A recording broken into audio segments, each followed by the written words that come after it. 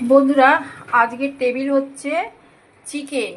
Chicken হচ্ছে কষা, দেখো লাল লাল করে করেছি।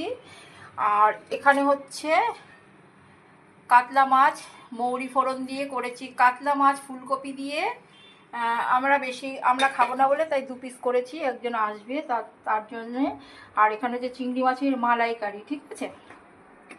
আর এখানে হচ্ছে পাবদা মাছ, হচ্ছে তোমার সর্ষে দিইনি, পোস্ত আর জিরে বাটা দিয়ে পাবদা মাছ করেছি, হ্যাঁ।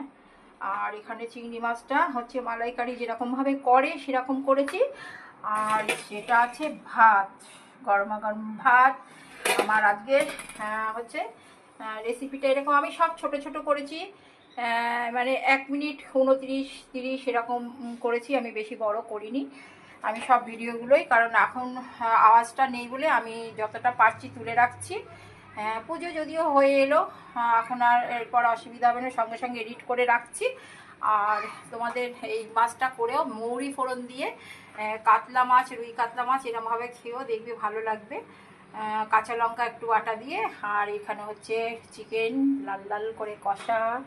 আর এখানে হচ্ছে চিংড়ি মাছের মালাইকারি, পাবদা মাছের ঝাল, আর হচ্ছে তোমার ভাত। তো চলো আমার